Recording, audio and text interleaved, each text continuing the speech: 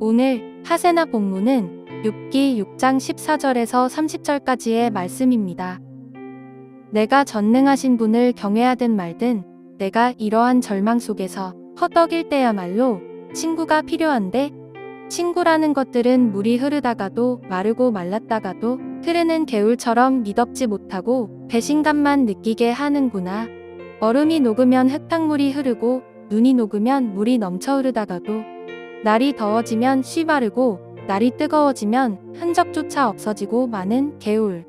물이 줄기를 따라서 굽이쳐 흐르다가도 메마른 땅에 이르면 곧 끊어지고 마는 개울. 대마의 대상들도 물을 찾으려 했고 스바의 행인들도 그 개울에 희망을 걸었지만 그들이 거기에 이르러서는 실망하고 말았다. 그 개울에 물이 흐를 것이라는 기대를 했던 것을 오히려 부끄러워하였다. 너희가 이 개울과 무엇이 다르냐? 너희도 내 몰골을 보고서 두려워서 떨고 있지 않느냐? 내가 너희더러 이거 내놓아라 저거 내놓아라 한 적이 있느냐? 너희의 재산을 떼어서라도 내 목숨 살려달라고 말한 적이 있느냐?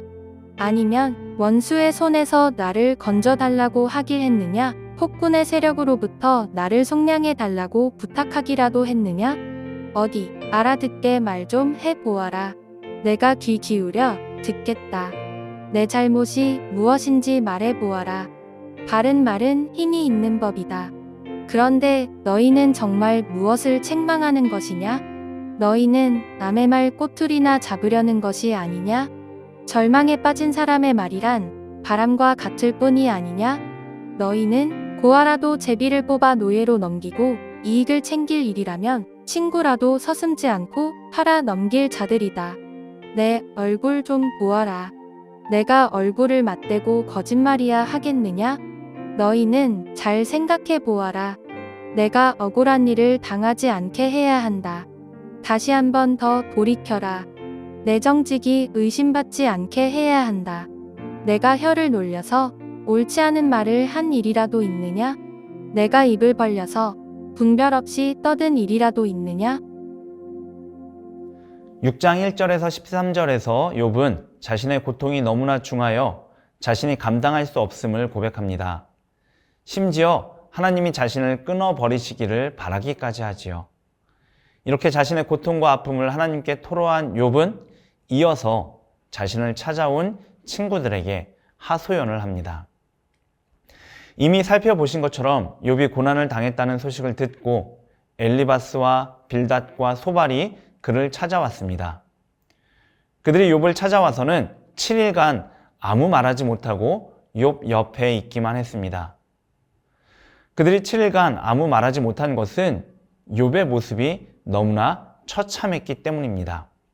다시 말하면 그 몰골과 처지가 너무 비참해서 어떤 말을 건네야 할지 알 수 없었던 것입니다. 그런데 7일이 지난 후 그들이 욥에게 말하기 시작합니다. 오늘 본문인 6장 이전까지 보면 대만 사람 엘리바스만이 말하는데 그의 말은 함께 온 친구들을 대표합니다. 그는 욥이 왜 이런 일을 당했는지 추측하며 그에 대한 극복 방안을 마련해 주지요. 그런데 문제는 그의 말 가운데에는 욥에 대한 어떤 위로도 없다는 것입니다. 그저 정죄와 대책만 언급하고 있는 것이죠. 큰 고난과 괴로움을 겪고 있는 욥에게는 이것이 정말 큰 상처가 되었습니다. 그래서 욥은 엘리바스에게 과하게 대답합니다. 본문 14절에서 그는 혹시 어떤 사람이 극심한 고난 때문에 전능자에 대한 믿음을 저버리더라도 친구들로부터는 동정을 받는 것이 마땅하지 않냐고 말하지요. 자, 욥의 세 친구들은 욥을 실망시킵니다.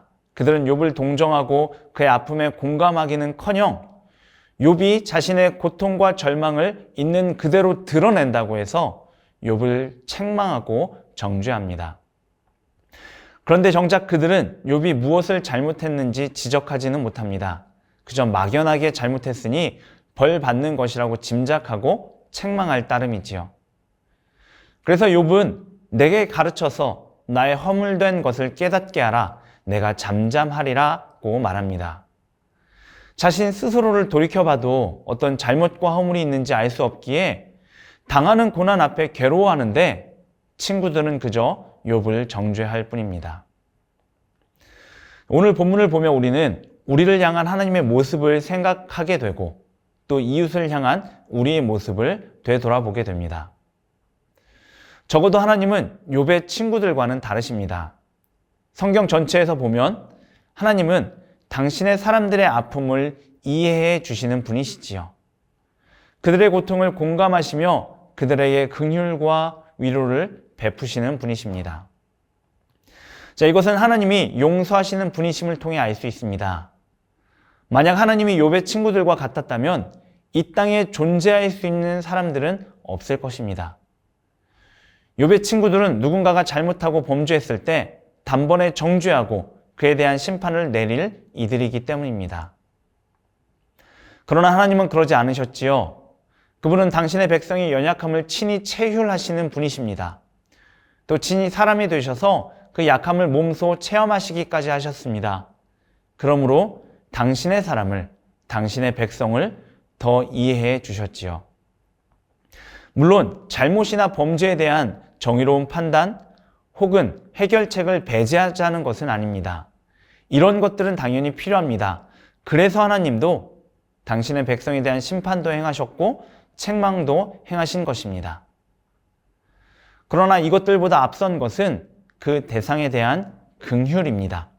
이것이 하나님이 우리를 우선 대하시는 모습인 것이지요. 자, 그렇다면 우리는 우리 친구와 이웃, 더 가깝게는 가족에게 어떻게 대해야 할까요? 어떤 반응이 가장 신앙적인 반응일까요? 바로 하나님과 같은 반응입니다. 그들이 어떤 고난 가운데 있을 때, 어려움과 막힘 가운데 있을 때, 무력감을 느끼며 괴로움 가운데 있을 때 먼저 할 것은 정죄와 해결책을 내는 것이 아닙니다. 가장 먼저 할 것은 하나님과 같이 그의 마음을 어루만지는 것입니다. 체휼하는 것이고 긍휼히 여기며 공감하는 것입니다.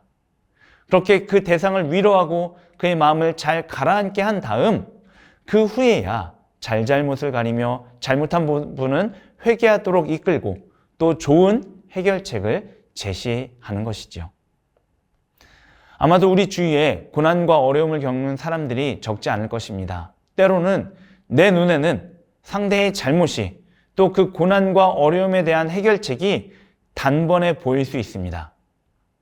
그러나 섣불리 그것들을 제시하지 마시고 먼저 그 마음을 다독여 주시기 바랍니다. 하고 싶은 말은 마음속 깊이 담아두시고 해야 할 말, 하나님이 하시고자 하는 말, 위로와 긍휼과 공감의 말을 하시기 바랍니다. 그러므로 그의 마음을 위로할 때 그 대상은 하나님 앞으로 더 나올 수 있게 되고 그가 직면한 고난과 어려움을 헤쳐나올 수 있게 할 수 있습니다. 이 하루 그런 어려움 가운데 있는 사람을 생각하며 먼저 기도하고 그 다음 위로와 긍휼을 베풀어 주시기 바랍니다. 그런 여러분을 통해 하나님의 위로와 사랑이 흘러가게 될 것입니다. 오늘의 시조는 물 사용 절약하기입니다. 샤워 시간을 줄이거나 양치질할 때 물컵을 사용하는 등의 노력을 통해 물 사용을 절약해 보면 어떨까요? 오늘의 시조 함께 하시죠.